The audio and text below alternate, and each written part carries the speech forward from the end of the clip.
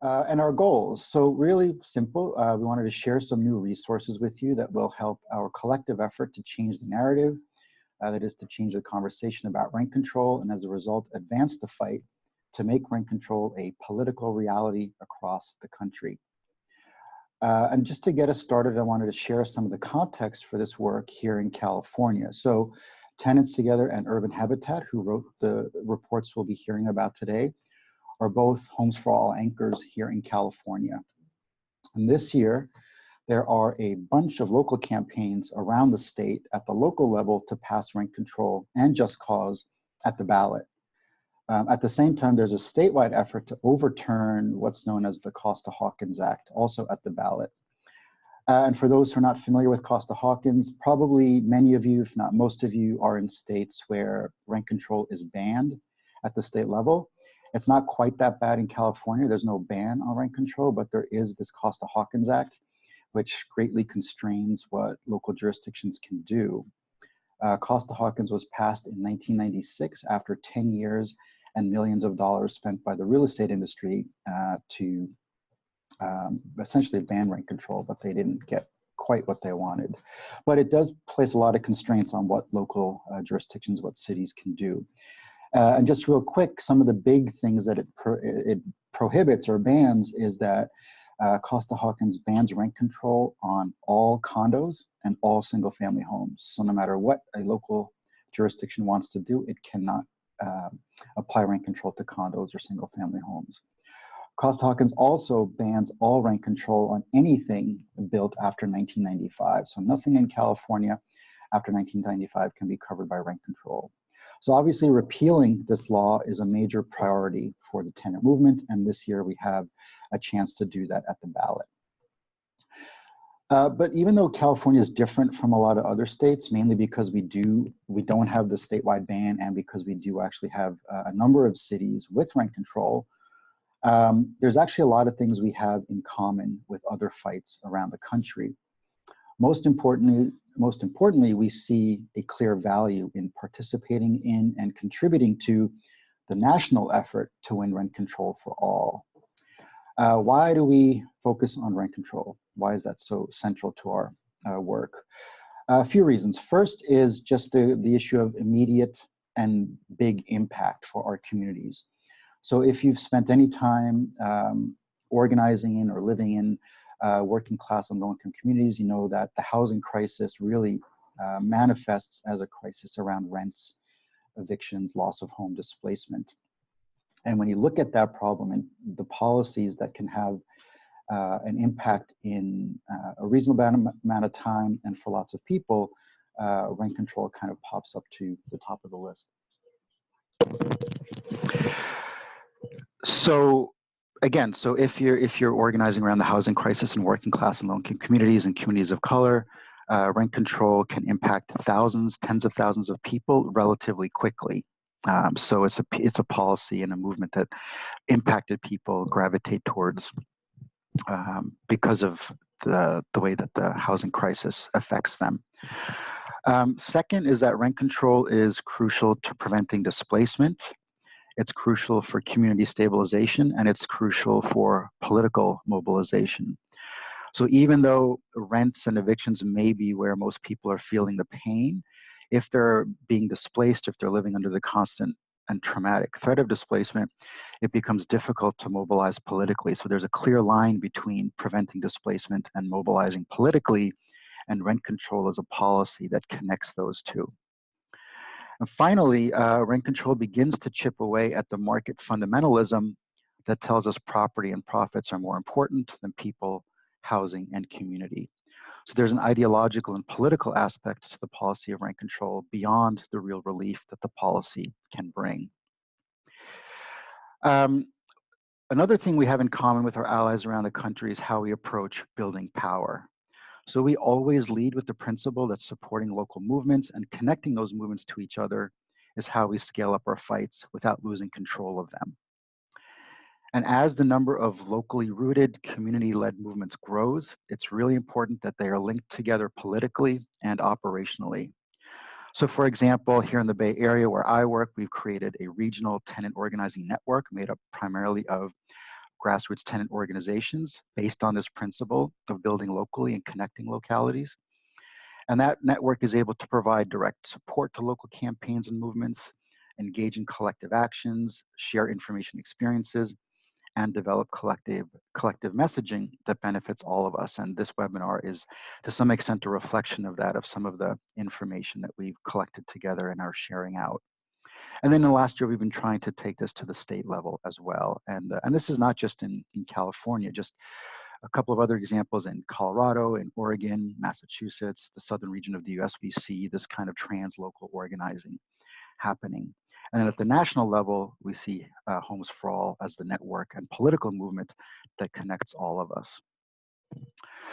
So let's get into the reports. So we have two for you today. The first is going to be Leslie talking about Urban Habitat's report, Strengthening Communities Through Rent Control and Just Cause Eviction. And after that, we'll hear from Amy talking about Tenants Together's new and revised rent control campaign toolkit. And both of those are downloadable for free. We'll get you some more information on that after. And in terms of format, each of our speakers will just speak briefly, and then we'll open it up for questions from all of you and for the discussion. So please, we encourage you to share your thoughts and questions in the chat box. And with that, let's turn it over to Leslie from Urban Habitat to get us going with the first report. Hi, everyone. Thanks so much for being on the webinar with us today. So I'm going to take us through why we're doing this report now, what our report methodology is, key findings from the report that are relevant at the national level, and lessons and reflections that are applicable to California and nationwide. So first of all, why this report now? As Tony just laid out for us, California is in the midst of a housing crisis. Urban Habitat, with its partner organizations and other organizations across the state, are working to pass tenant protections at the city level to protect tenants immediately and in place.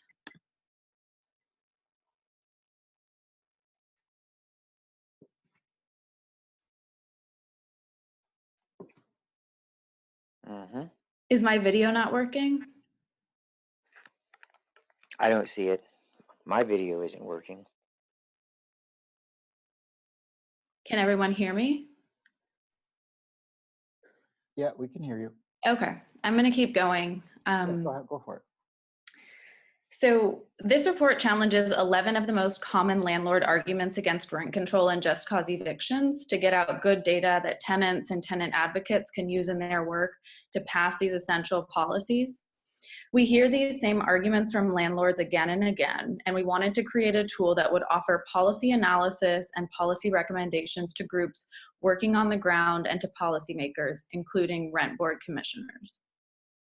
And so as far as the methodology, we used a case study format for the report where we completed case studies of Santa Monica, Berkeley, and Richmond.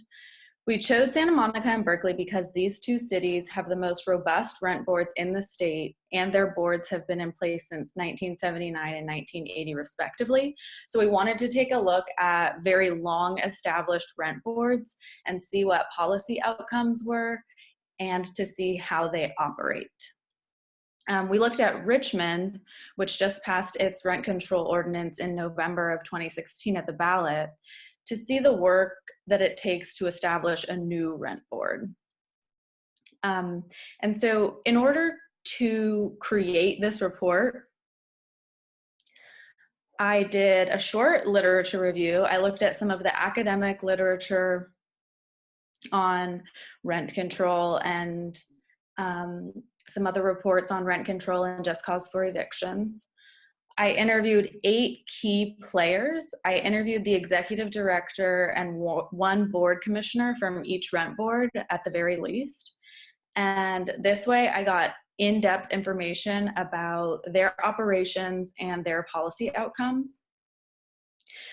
I also read through their budgets, annual reports, surveys, and reports that looked at data across longer time periods, almost all of which were posted online. So there is there is quite a bit of information that is available online to tenants and tenant advocates. After writing a draft of the report, we had a few of our partner organizations review the draft. And so our reviewers included Amy from Tenants Together, who is also on this webinar, Centro Legal de la Raza, and the Housing Rights Committee of San Francisco. And now moving into key findings from the report that have implications for California, but also have nationwide implications. The primary finding from the report is that, no surprise, rent control and just cause evictions protect vulnerable renters, including people of color, the elderly, and tenants with disabilities. So it is California state law, which Tony was explaining earlier, Costa-Hawkins, and also the Ellis Act, that have created too many loopholes and skewed the market in favor of more affluent renters. We also found that rent boards are cost neutral to their cities. Rent boards make their budgets and then set annual landlord fees at a rate that covers all expenses.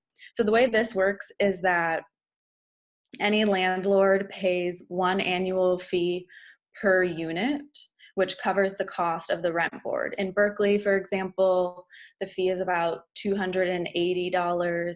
In Santa Monica, it's about $200, and in Richmond, it's $100.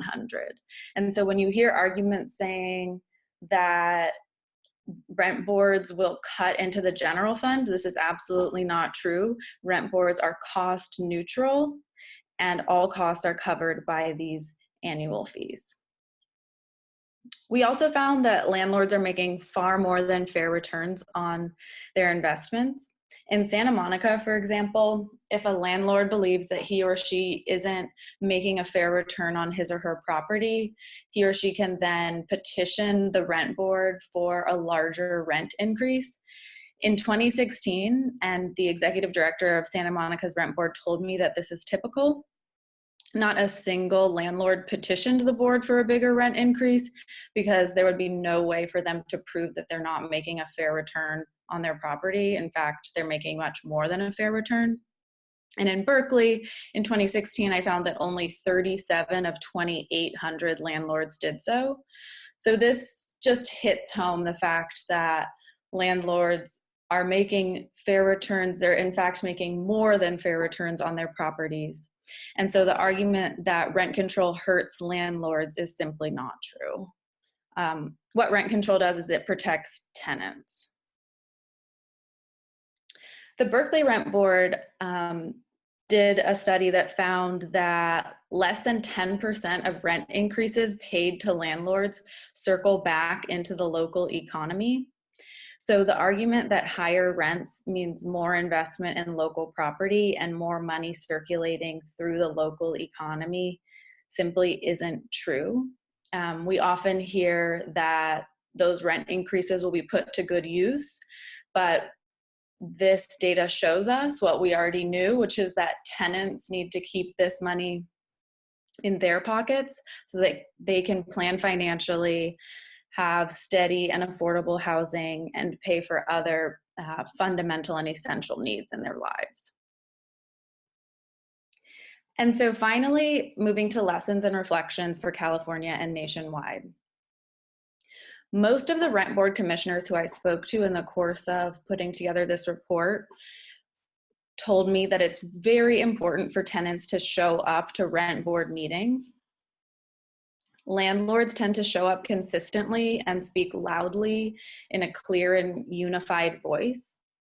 And it's important politically for tenants to be both visible and to be heard.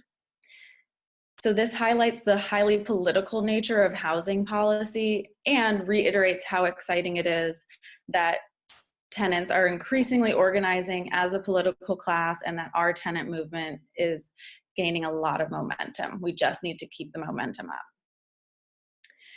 In terms of rent board operations, the research shows that it's best for rent boards to use an active model where they proactively and systematically create a rent registry, distribute educational literature and notices to tenants and landlords, and encourage compliance. More passive rent board models try to mitigate conflict on the back end and don't work as hard to encourage compliance up front.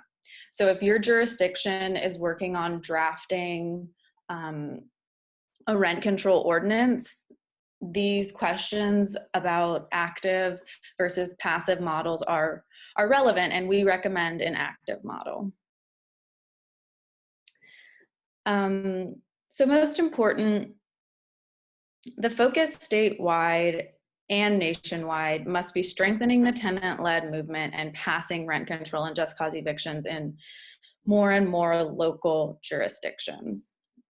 We should work to close loopholes that threaten the efficacy of rent control and just cause evictions, not throw out rent control, which is what the landlord lobby would have us do.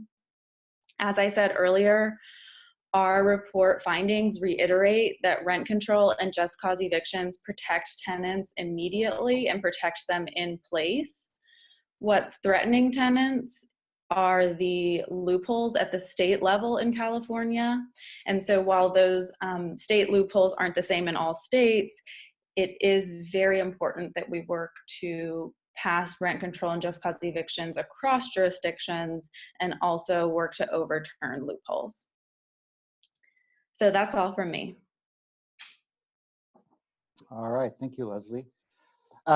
So we're going to turn to Amy next. So just quickly before we do that, to emphasize 2 points that Leslie made. One is that, so the arguments that the report addresses are ones that we collected through our tenant movement here, that we were hearing repeated over and over in different cities. And so the idea was to take those arguments that we were actually hearing being made at city council meetings, in the media, in public settings, that we knew weren't true, and then bringing them to people who had decades of experience actually implementing rent control programs to put the questions to them. And just to take one example that Leslie mentioned, the issue of rent control being expensive for cities. And we literally hear that every day here. We hear landlords getting up and saying, or city council members who are against us saying that this will bankrupt cities, it will take money from parks and police. And they know it's not true. They know it's funded by landlord fees, but they say that because it's an effective lie. And then to Leslie's point around the fees, just to emphasize that the fees, the numbers that she gave, the dollar amounts, like the $200 per unit, that's per year. So if you break that down by month, it literally is like $10, $15, $20 per unit per month to fund these programs, which, as she pointed out, work really well to protect vulnerable renters. So now with that, let's turn it over to Amy Inglis from Tenants Together to talk about their new rent control campaign toolkit. Amy, it's all yours. Awesome. Thank you, Tony, and thank you, Leslie. I definitely want to second how important the Urban Habitat report is in supporting this work. It's like, sadly, very few times where rent control on the ground has been evaluated for its merits and as it actually plays out, rather than studies that are that tend to be biased and in support of just property ownership and as the only important thing in a community. So moving along to Tenants Together's rent control toolkit, this version is something we worked on over the last year, and the first version was released in 2015. You can download it there, tenantstogether.org, rent-control-toolkit, and we had it nicely designed this time, and also had a bunch of pictures we were able to put in there from recent fights for rent control in California in 2015 and 2016. Next slide.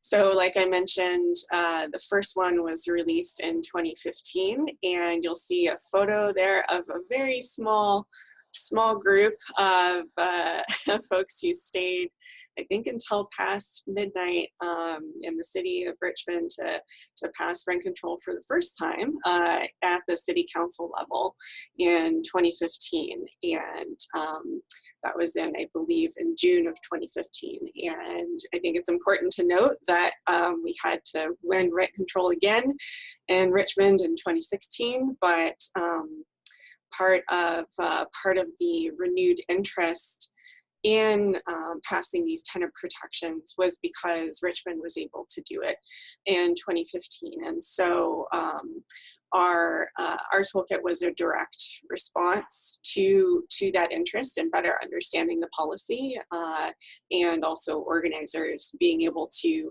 understand the full extent of what you can do or not do under current restrictions. And also start to understand how to do some positive messaging, because it's been decades since a new rent control ordinance was passed, and we've spent years inundated with negative messages about how it doesn't work, and years with the Apartment Association, Realtors Association, trying to hammer in their talking points, and owning our state legislature, basically. So yeah, and next slide. And that we hope that first version to a great extent supported all these efforts in 2016. There's some pictures from a number of cities that went to the ballot: Mountain View, Richmond again, San Mateo, Burlingame. A number of cities also increased their protections, like Oakland, Berkeley, and I'm probably forgetting one, but or two, but it's been a lot. And so that little spark of hope, although I wouldn't say little, it was a really big effort in Richmond, kind of set off this snowball reaction, and people were able to get to work right away to pass these protections, because we have the option of going to the ballot. And so, oh, that looks nice, thank you.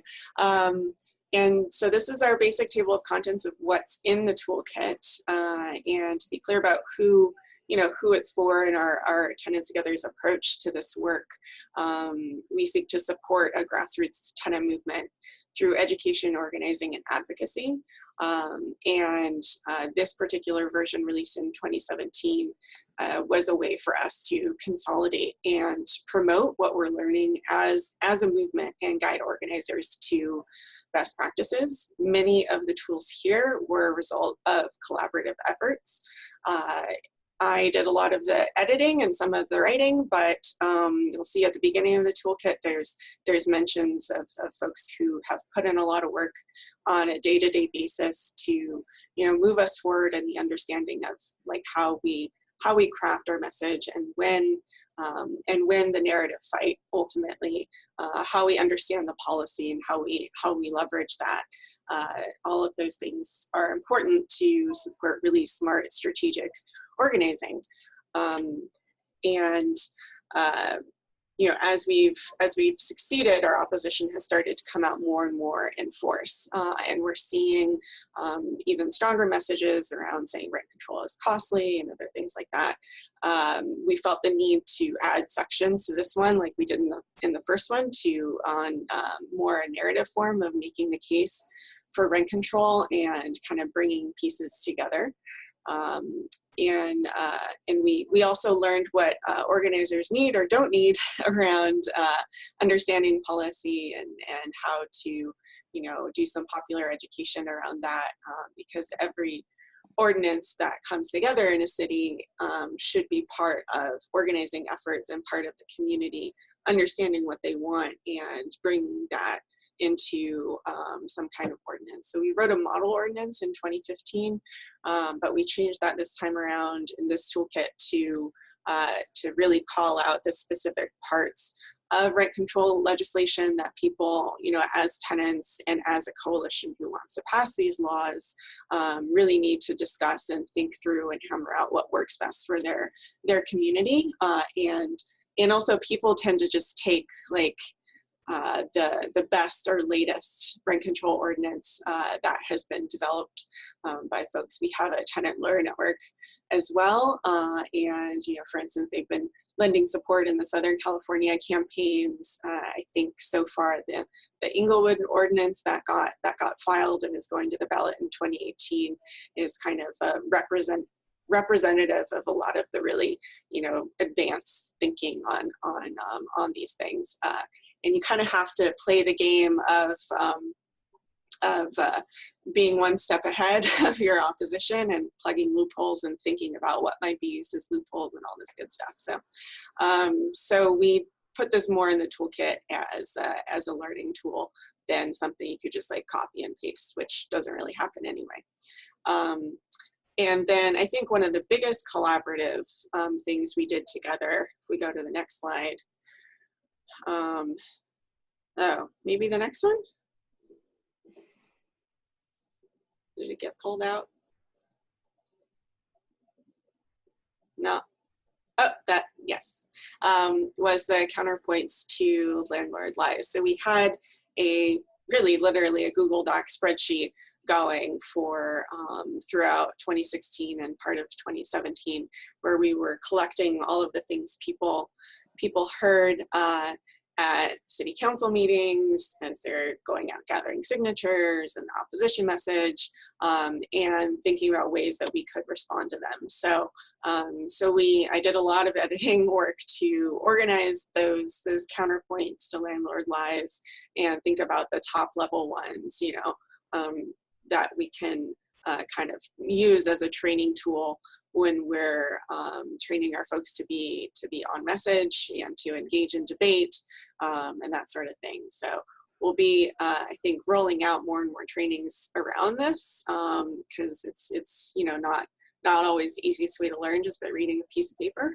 but it's there for your use. And then I would also say, finally, that, you know, these are really, really hard fights. I think we've been lucky in some ways in California to be able to just go to the ballot right away. We're not completely blocked from doing that, but it doesn't mean that it's easy. You know, we've had to lose a lot before we win, like Richmond, like Santa Rosa, who is, you know, lost last year, but they're gonna thinking about going to the ballot again, maybe this year. And it takes like organizing from the grassroots and in order to win long term, because you have to win the narrative, you have to win at the ballot if you have that option, win against a lawsuit potentially. Most likely you will be sued by the landlord lobby, and win an implementation because, like Leslie was talking about, landlords will continue to show up, you know, to rent board meetings, and if we're not there, they can sneak past us and undermine the ordinance. So I think, you know, throughout this toolkit, even though the toolkit isn't something that tells you how to organize, that's for, you know, there's a lot of other tools and resources around that. But we stress that organizing is really key to winning.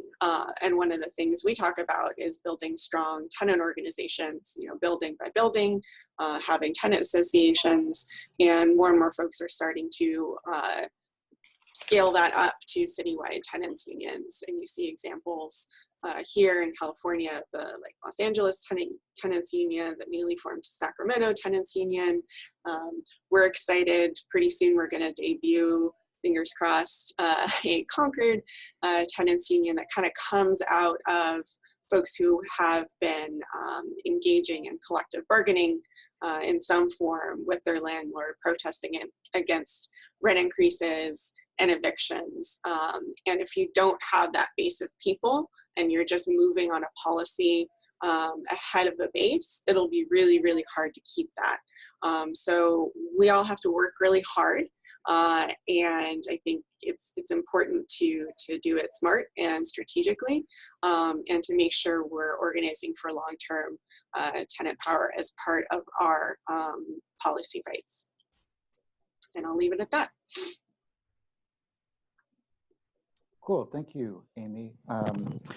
So we're gonna move into some Q&A. I wanted to just add one thing to, especially the point Amy was making around that chart with the things landlords say or the landlord lies and the responses. You know, so I mentioned at the outset that we have created here in the Bay a regional tenant organizing network, and we meet 4 times a year, and we actually had our first meeting of the year just last week. And one of the things that we did was that we actually had, and we had about almost 50 people there, people break up into groups of 3 or 4 and actually role play landlords saying the kinds of things that they say, and then people practicing responding. And it was great because, you know, we got a lot of feedback that just the act of participating in that and actually role playing that activity was really empowering for people. So, you know, our sense is really that this has a very practical applied use when you look at the information that's in the 2 reports, and for groups that are organizing to think about ways to incorporate and actually make it really something that's alive for people in their communities and in their movements. So, yeah, really great resources. So thank you to both speakers. So before we move into the Q&A, just a couple of tech things. One is first, if you could please switch on speaker view if you're not already on it by clicking the button on the top right of your Zoom screen. This will allow you to see the speakers during the presentation. If you're already in speaker view, it will show you the option for gallery view. Do not click on the button that says gallery view. All right, so let's move into Q&A. We are going to start with a question from Lee Ferris in Cambridge, Massachusetts. And the question is, many states have state level prohibitions on passing or strengthening rent control. There are also highly resourced and politically powerful landlord organizations who fight tooth and nail against these efforts. The opposition is relatively similar when tenants and organizers attempt to pass just cause protections. What are groups doing in California and nationally to move rent control and just cause laws in their states? Great, awesome question. Amy, do you want to take first crack at that? Sure. I mean, I think we're on all cylinders right now. It's very much engaging in the local work and then scaling up to the state work. But then even where we haven't necessarily felt like we're totally scaled up, giving it a shot at the state level. Anyway, it introduces the conversation. So I think, you know, you can talk about those different scales as like I mentioned before, doing building by building organizing, and that, you know, that tends to work in places where you can you know, walk around a building pretty easily. There's a lot of units.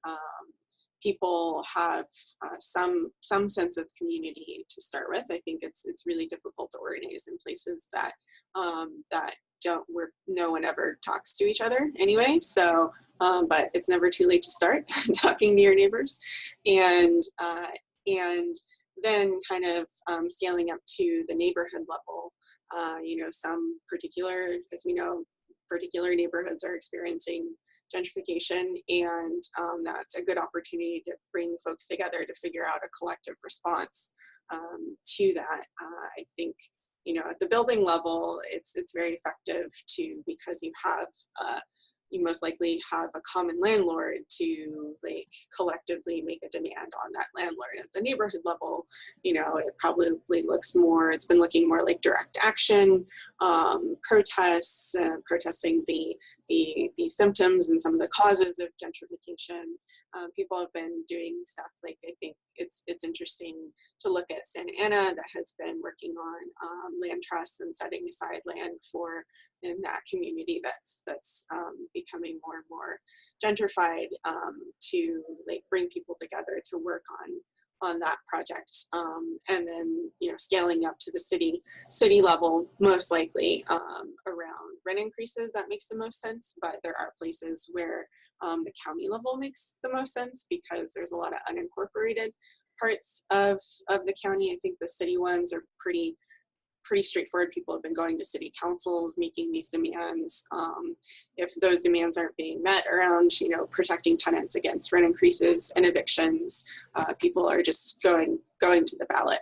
And because we saw that success in Richmond and Mountain View in 2016, and in Mountain View, because that was it was really very much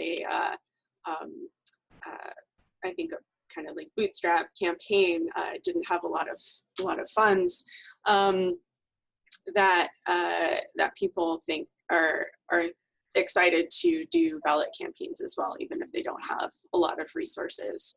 The countywide things are interesting in LA County, where there's a lot of inequality related to how parts of the county haven't been incorporated into cities, and a lot of those tenants need to be protected as well.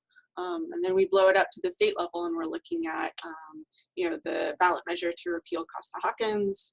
There was the state legislation last year to repeal Costa-Hawkins, and there's kind of a crew of legislators who are more and more interested in doing tenant rights work and want to advance that conversation also in a positive way. And so there's a number of bills in the state legislature right now. It just hasn't settled on what that might be, but that's kind of a sampling of the work. Also, I would just mention there's 7 cities going to the ballot in California in 2018 for rent control. Sacramento, Santa Rosa, Santa Cruz, Inglewood, Pasadena, Long Beach, and Glendale. And there might be more. I think there's still time. Great, thanks. Thank you, Amy. A couple things I would add that really I think are just reinforcing what Amy said. One is that I think one of the lessons we've learned here, and which I think has probably some relevance elsewhere, is that there's a difference between building campaigns and building movements. And as the rent fights here in the Bay Area spread outside of the bigger cities that have long established tenant movements, a lot of the organizing really coalesced around campaigns, which on the one hand makes a lot of sense and is a good thing. You want to bring people in around something that you can win. At the same time, if those campaigns are not also building longer term movements, then win or lose at the ballot or at the council, after that, it's hard to keep people together, right? The idea is that if we win the campaign, we can go home, but the fight's over. And so I think it's really important that we talk about the relationship between building campaigns as part of the longer term strategy.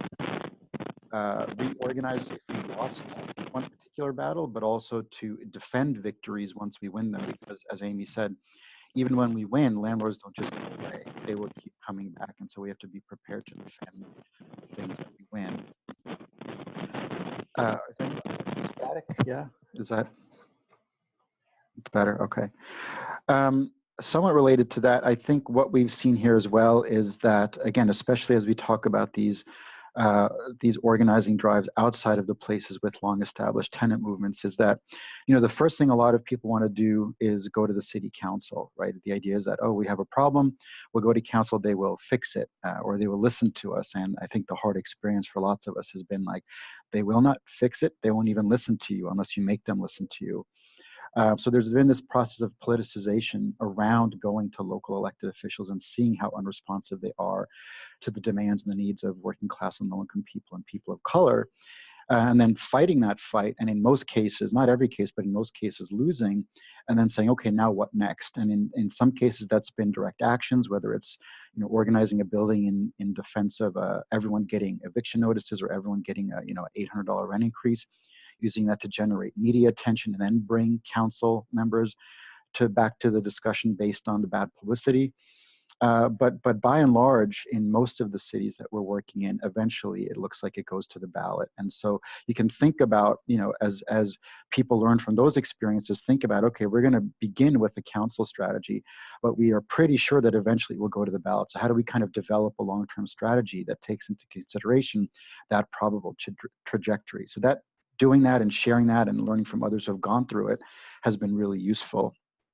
I guess the last piece is that, and this is probably no surprise to anyone who's involved with this, the real estate industry has tons of money and they throw it around locally like there's no tomorrow. In many of our campaigns, we're outspent at least 10-1.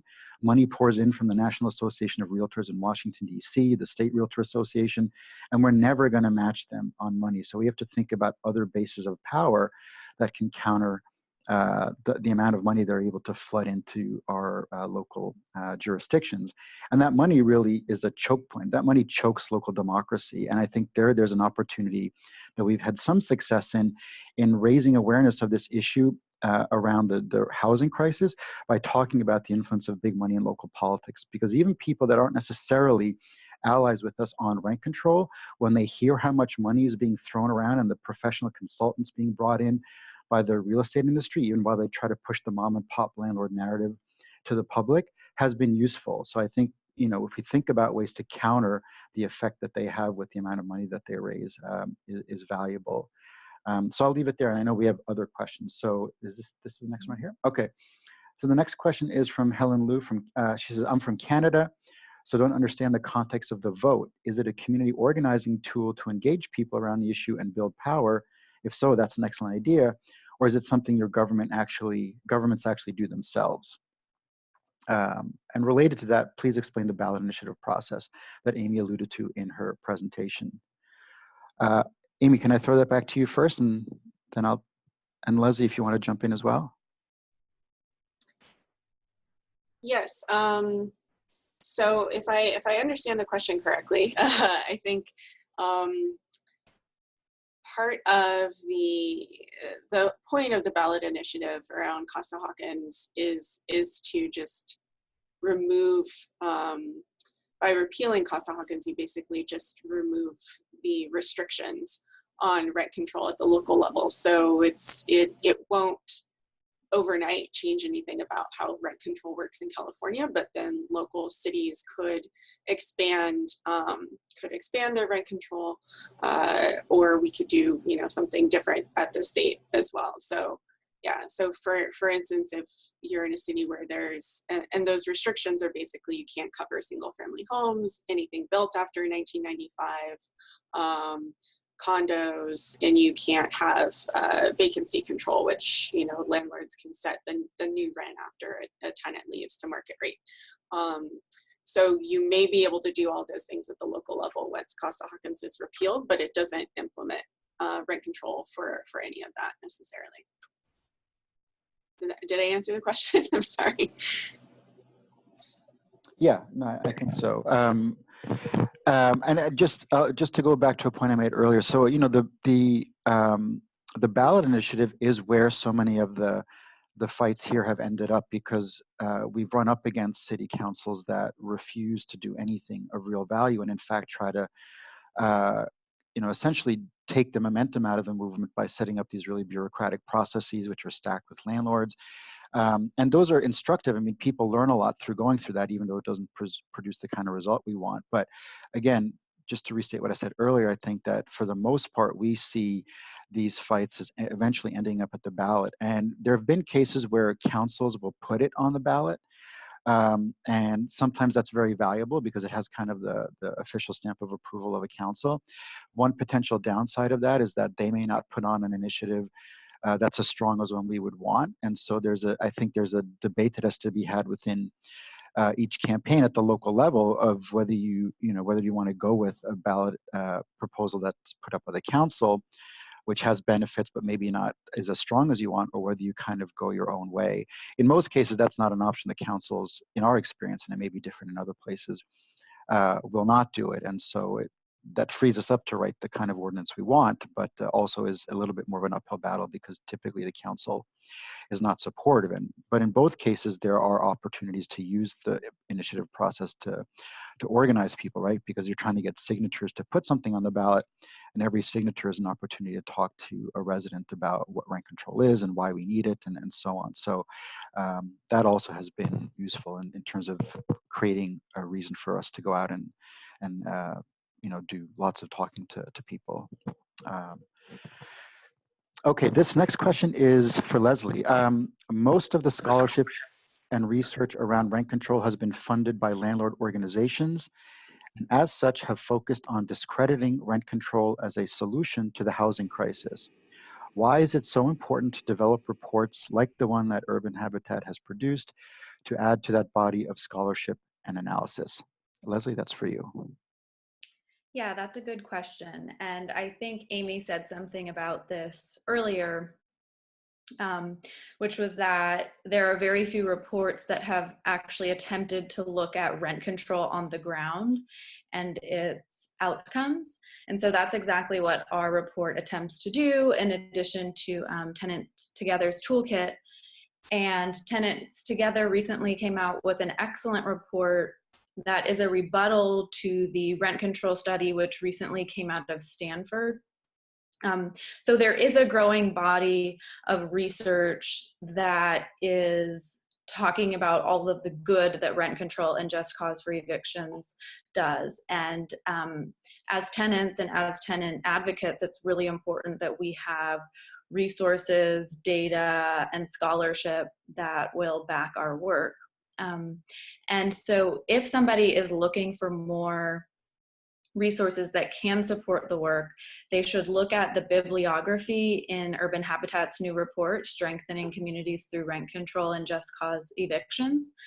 In the bibliography, I listed all of the resources that I used, and I think this could be useful to others who are doing this work. Excellent, thanks. Thank you, Leslie. And this next question is for Amy. This is from Lucelle in Marin. Is just cause alone without rent control ever a useful strategy? This is a homeowner majority county.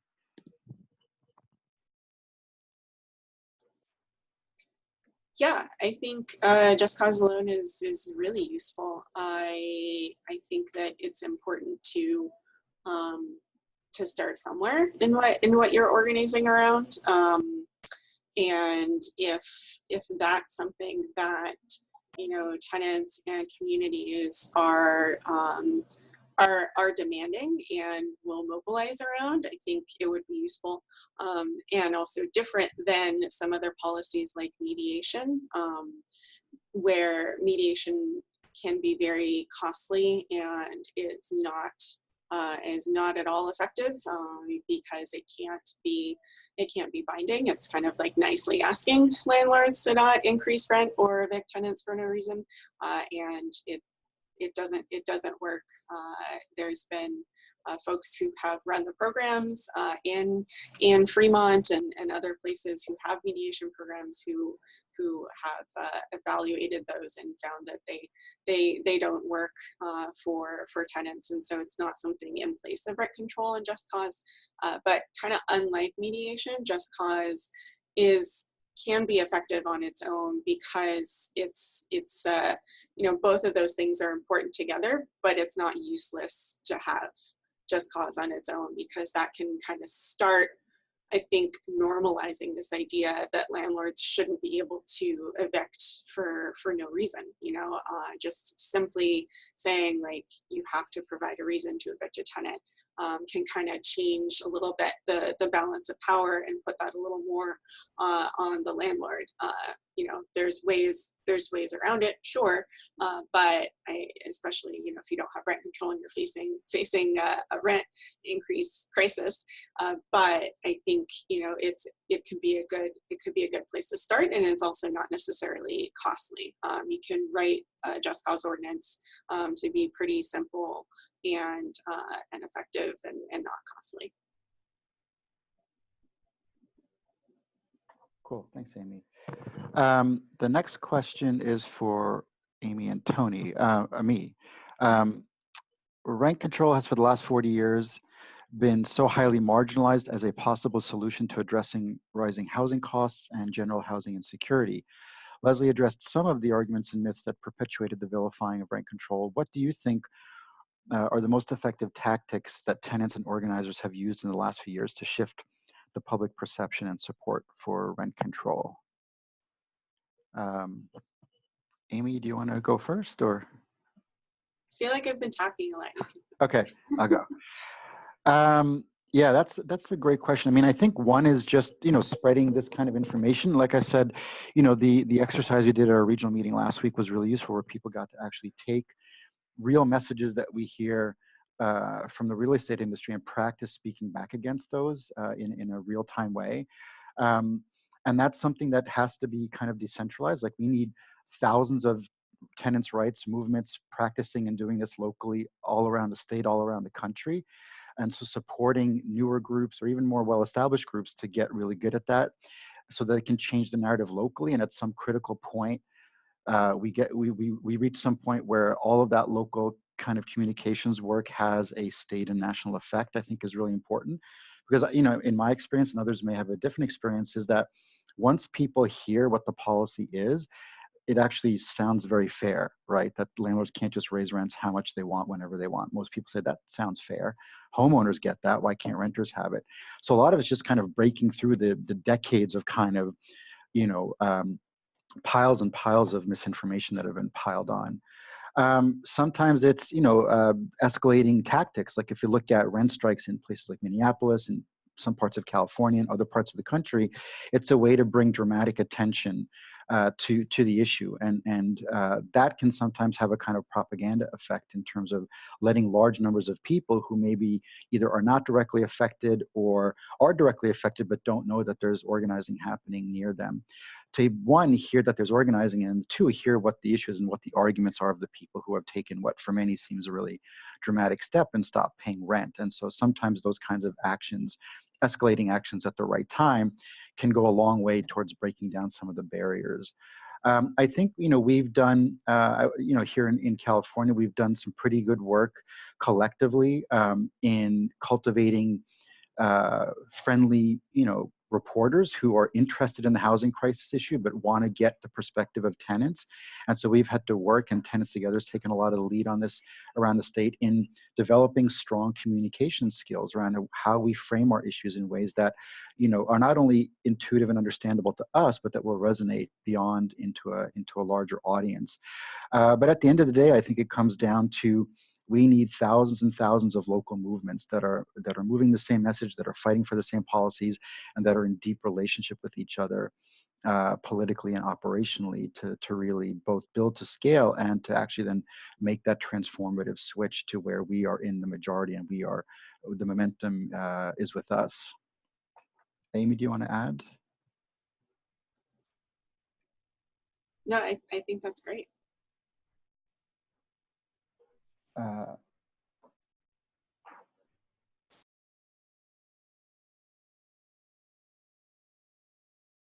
Sorry, I'm on mute. All right, last question for me. This is from Anand in Florida. There is a very aggressive voter disenfranchisement that makes ballot box campaigns very difficult. What kind of direct action tactics can we use to build support? That's a good and difficult question. I mean, I think, you know, as I said earlier around the big money in local politics, I mean, we're going to at some point, and we have in many cases already, need to find allies and build strong coalitions with groups that are not necessarily tenants' rights or rent control groups. Big money has been one way that we begin to think about that here. I think the issue of voter disenfranchisement is another, because if you look at the communities that are affected by rent gouging and evictions in the communities that are affected by disenfranchisement, there's lots of overlap. And so finding ways to take those multiple issues and have them aggregate the power of the impacted communities. One thing that we've started talking about in some of the jurisdictions here, which I think relates a bit to this, is that, you know, we saw last year in Seattle, the city council passed an ordinance that for every new lease the landlord gives out, they have to include voter registration form. And the idea is that, you know, renters typically move more than homeowners, and certainly when there's a hot housing market, they get pushed around more. And that can be another barrier to people voting, is the change of addresses. And so this was a Seattle ordinance meant to address that. So on the one hand, there's a real benefit. You might have more voter registration or participation simply by providing voter registration with each lease. But it also provides an organizing opportunity, because one, you can now go into apartment buildings and do door knocking and say, you know, if your landlord, when you got your new lease, didn't give you voter registration, they broke the law and there's actually a fine and you can hold them accountable. And it gives you, again, another reason to be on the doors, to talk about renter issues, and especially if ones are coming up before the council or on the ballot, and then use the voter registration form as an entry point into that discussion. So we haven't done that yet here. It's just an idea at this point, but they have implemented it in Seattle, and that might be one way to get, you know, to kind of break through the barrier that disenfranchisement, specifically as it impacts renters, can be addressed. And Amy, I don't know if you have other thoughts on that, or Leslie, but those are my 2 cents.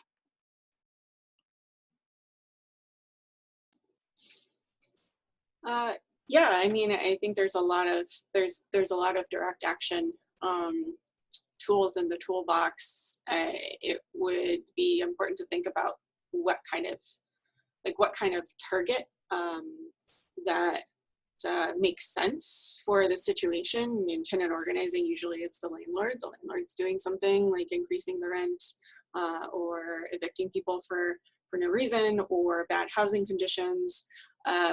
But there could be other angles to go about it. Like Tony mentioned, the part of the problem is money and politics. There could be kind of an intersection of looking at, you know, do you have a city council member who is a landlord who gets a lot of like donations from the landlord lobby, who, you know, kind of that can make them and is blocking, you know, changes around tenant protections or something like that.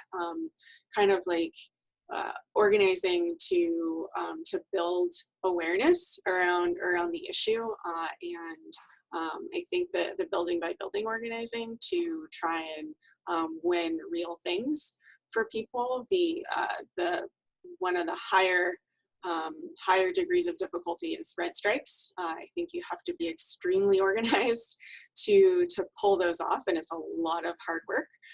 So I wouldn't necessarily start there if you've never done tenant organizing before, but you can start to make those collective demands, and then I think, you know, work to build that unity and solidarity that would enable support for a rent strike, either building wide or neighborhood wide or something like that.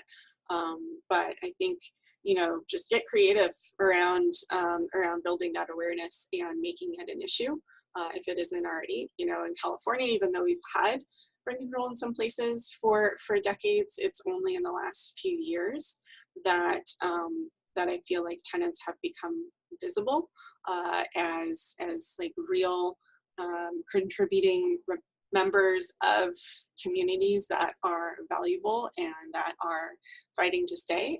That's, you know, kind of whenever we would look at media coverage of tenants in the past, it was always like horror tenant stories of someone like damaging a unit and running off and not paying their rent, and like that was most of the coverage. And now a lot of the coverage is really sympathetic on tenants, and that's a big change, and that's part of winning the narrative fight. So, you know, I think kind of like looking at direct action is also like where are the battlegrounds, and it's not just through policy, but it's, you know, through the narrative, it's through fighting landlords and winning real stuff and all that.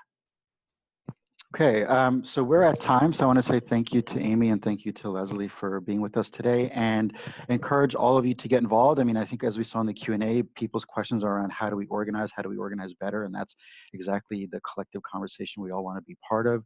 So that's really cool. And for people who are interested, if you want to get involved with Homes for All, the link is, I think, both in the chat box and on the slide, so just go check that out. And that also has information about regular trainings that we do, and including one coming up on March 28th, our first National Tenant Union Organizing webinar.